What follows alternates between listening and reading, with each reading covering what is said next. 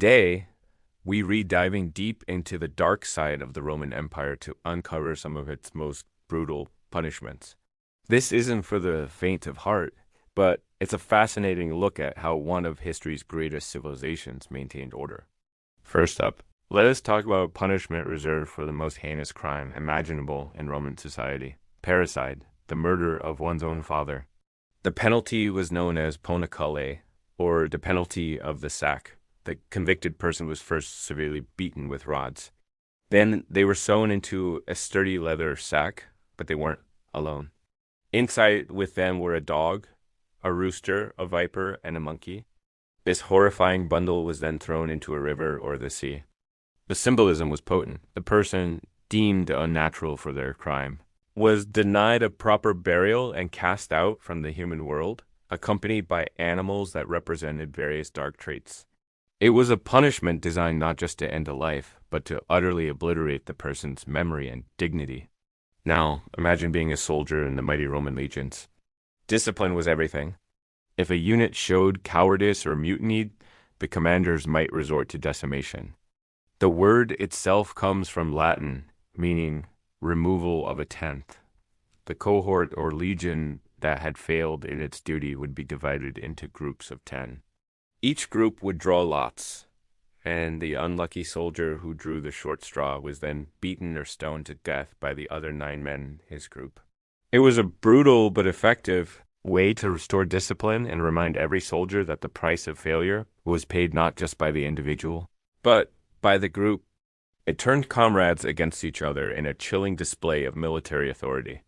Of course, we can't talk about Roman punishments without mentioning crucifixion. While it's famously associated with the death of Jesus, it was a common form of execution used by the Romans, typically for slaves, pirates, and enemies of the state.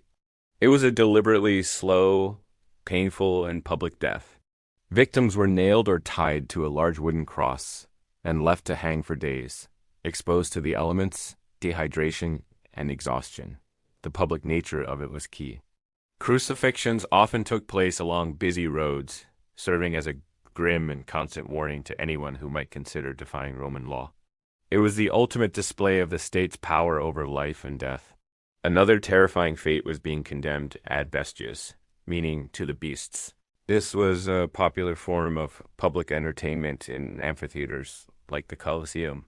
Condemned criminals, prisoners of war, and sometimes just people out of favor with the emperor were thrown into the arena unarmed, to be torn apart by starved wild animals like lions, bears, or leopards. The roar of the crowd, the smell of blood, the sheer terror.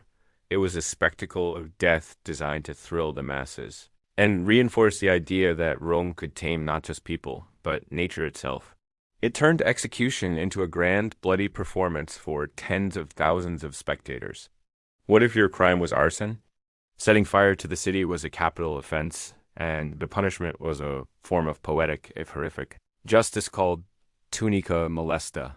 The condemned person was forced into a tunic made of flammable materials, like papyrus, which was then coated in pitch or wax. They were tied to a stake, and the tunic was set on fire. They became a living torch, burning to death to illuminate the night, sometimes as part of a public festival. The Emperor Nero is notoriously said to have used this method to execute Christians he blamed for the Great Fire of Rome, using their burning bodies to light his gardens. It's a truly chilling image of cruelty and power. For the lower classes, even lesser crimes could result in being sentenced to the mines. Or damnatio ad metallo. This wasn't a quick death, but a slow, grinding one. Convicts were sent to work in the empire's vast network of mines, often for life. Conditions were abysmal. They worked in darkness, with little food or water, performing back-breaking labor until they collapsed from exhaustion or injury. There was no escape. They were often chained and branded, marked as property of the state. This punishment served a dual purpose. It removed criminals from society, while also providing the empire with a steady supply of free labor to extract valuable resources like gold, silver, and lead. Even Roman citizens who generally had more rights weren't completely safe from brutal punishments. While they were initially exempt from things like crucifixion under the rule of more tyrannical emperors, these protections could vanish. A charge of treason or maestas could lead to a swift and brutal end for anyone, regardless of their status. The accused could be tortured for information, and if found guilty, they would be executed and their property confiscated by the state. This made treason accusations a powerful political weapon, a way for emperors to eliminate rivals and enrich themselves at the same time. And what about the Vestal Virgins, the priestesses who tended the sacred flame of Vesta in the heart of Rome? They held a position of immense honor, but if they broke their 30-year vow of chastity, the punishment was severe. A guilty Vestal was considered to have polluted the entire city, and she was sentenced to be buried alive. She was carried in a solemn procession to a specially constructed underground chamber, given a small amount of food and water, and then sealed inside to die a slow, lonely death in the darkness. Her alleged partner, however, was publicly flogged to death in the Roman Forum. This punishment reflected the deep-seated belief that the purity of the Vestals was directly linked to the safety and prosperity of Rome itself. From being thrown to wild beasts to being burned alive as a human torch, the Roman system of justice was a complex and often terrifying machine. These punishments weren't just about retribution. They were about power, public spectacle, and sending an unmistakable message. They were designed to maintain order in a sprawling empire through fear and an absolute display of authority.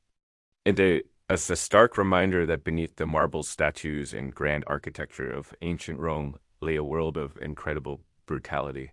Learning about these punishments gives us a deeper, more complete picture of Roman society. It wasn't just about philosophy, engineering, and conquest. It was also about control and the sometimes horrific lengths the state would go to maintain it.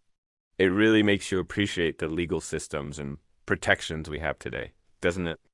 Thanks for joining me on this journey into the dark heart of the Roman Empire.